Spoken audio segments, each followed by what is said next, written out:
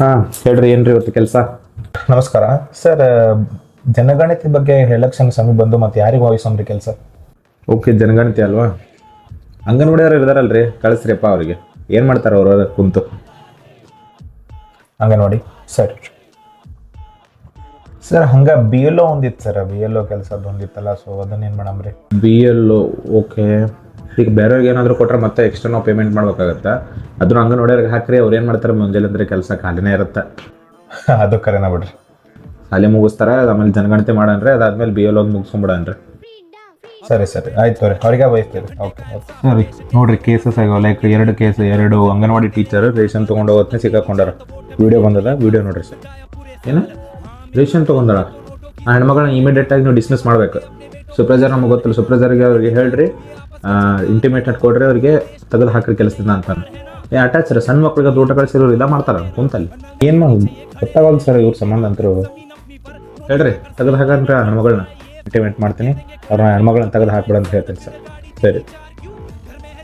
ಏನು ಪಗಾರ ಹೆಚ್ಚು ಮಾಡ್ಬೇಕ? ಏನಾರ ಮಾಡ್ತಾರ್ರಿ ಅವ್ರ ಕೆಲಸ? ಆರಾಮ್ ಮಸ್ತ್ ಕುಂದಿರ್ತಾರ, ರೇಷನ್ನು ತಿಂತಾರ, ಹುಡುಗರು ಬರ್ತಾರ, ಆಯಾಗಳು ಮಾಡ್ತಾರ, ಮುಗಿದು ತುಳಿದೇ ಕೆಲಸ. ಖಾಲಿ ಕುಂದಿರ್ತಾರ, 12,000 ರೂಪಾಯಿ ಪಗಾರ ತಗೊಂತಾರೆ. 12,000 ಕೊಡೋದ ದೊಡ್ಡ ಆಗದು. ನಾವು ಇನ್ನೇ ಹೆಚ್ಚು ಕೊಡ್ಬೇಕು ಇವರಿಗೆ. ಏನಾರ ಕೆಲಸ ಮಾಡ್ತಾರೆ ವರ್ಷದಾಗ, ಇವರು ಖಾಲಿನೇ ಇರ್ತಾರ. ಏನು ರೆಪ್ ಇವ್ರು ಕಿಟ್ಕಿಟ್ಟು ತುತ್ತು ಸಾಕತ್ತ. ಸೂಪರ್ವೈಸರ್ ಅವರು ಎಲ್ಲ ಅಂಗನವಾಡಿ ಕಾರ್ಯಕರ್ತರಿಗೆ ಸಭಾ ಸೇರಕ್ಕೆ ಹೇಳ್ರಿ.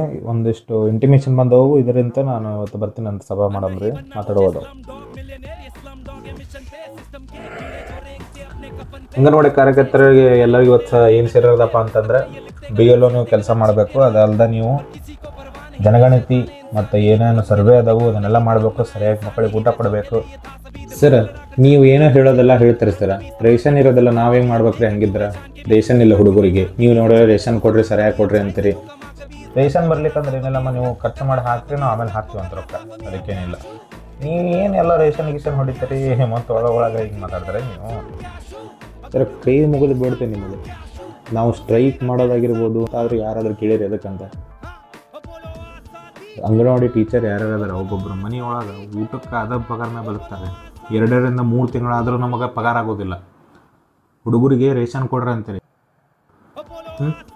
ನಾವು ಕೈಲಿ ಹಾಕಿ ಸರ್, ಇದು ಒಂದೇ ಸಲ ನಾವು ಕೈಲಿ ಹಾಕಿ ಮಾಡತ್ತಿದ್ದು. ಎಷ್ಟೋ ಸಲ ಆಯ್ತು ನಾವು ಕೈಲಿ ಹಾಕಕತ್ತು. ಇನ್ನಾದರೂ ನಾವು ಕೊಟ್ಟಿರೋ ಲಿಸ್ಟಿಗೆ ನಮಗೆ ಇನ್ನೂ ಅಮೌಂಟ್ ಬಂದಿಲ್ಲ.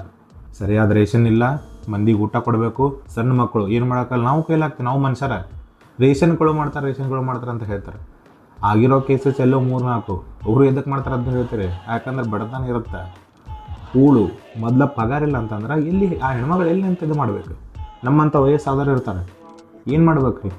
ಬಿ ಎಲ್ ಒ ಹಾಕ್ತೀರಿ, ಜನಗಣತಿ ಹಾಕ್ತೀರಿ, ಸರ್ವೆ ಹಾಕ್ತೀರಿ. ಏನೋ ಪೋಲಿಯೋ ಬಂದ್ರೆ ನಾವು ಹೋಗಬೇಕು, ಡಿಸೀಸಸ್ ಇದು ಬಂದರೂ ನಾವು ಹೋಗಬೇಕು, MLA MP CM ಯಾರು ಬಂದರೂ ನಾವು ಹೋಗಬೇಕು. ಏನು ಬಂದರೂ ಅಂಗನವಾಡಿ ಕಾರ್ಯಕರ್ತರು ಪಗಾರ ಅಂತ ಕೇಳಿದ್ರೆ ಎದಕ್ಕೆ ಮಾಡಬೇಕು, ಏನು ಕೆಲಸ ಮಾಡ್ತೀರಿ? ನಾವು ಮನುಷ್ಯರ ಸರ್. 1,000 ರೂಪಾಯಿ ಪಗಾರ ನಿಮಗದು ಚಿಲ್ಲರ್ ಅನಿಸ್ಬೋದು. ಅದ 1,000 ರೂಪಾಯಿ ಪಗಾರದಾಗ ಎಷ್ಟು ತಿಂಗಳು ನಾವು ಇದನ್ನು ಮಾಡ್ತೀವಿ, ರೇಷನ್ ಸಾಗಿಸ್ತೀವಿ. ನಮಗೆ ಗೊತ್ತಿತ್ತು, ನಮಗೆ ಆ ಪಗಾರದ ಮೇಲೆ ನೀವು ಎಷ್ಟು ಕೊಡ್ತಿದ್ರ ಎಲ್ಲಾನು ಮಾಡಂತೀರಿ. ಪಗಾರನೂ ಇಲ್ಲ, ಎಲ್ಲಿ ಸಾಯ್ಬೇಕ್ರಿ ಹೆಣ್ಮಕ್ಳು ಹೋಗಿ? ಮನೆಯ ಮಕ್ಕಳು ಮಂದಿ ಗಂಡು ಕುಡಿದಿರ್ತಾನೆ, ಅಂಥವು ಅಂಗನವಾಡಿ ಟೀಚರ್ ಆಗಿರ್ತಾವೆ. ಏನು ಮಾಡ್ಬೇಕು? ಮನ್ಯಾಗ ಕೂಡಿರೋದಿಲ್ಲ, ಸರಿಯಾದ ಪಗಾರ ಇರೋದಿಲ್ಲ. ಅವಕ್ಕೆ 12,000 ರೂಪಾಯಿ ಪಗಾರದಾಗ ಎಲ್ಲಂತ ಆಗತ್ತೆ ರೀ ಸರ್? ಜೀವನ ಸಾಗಬೇಕು, ಅದು 3 ತಿಂಗಳ ಪಗಾರ ಆಗೋದಿಲ್ಲ. ಇಲ್ಲಿನ ಸಾಯ್ಬೇಕಾ ಹೆಣ್ಮಗಳು?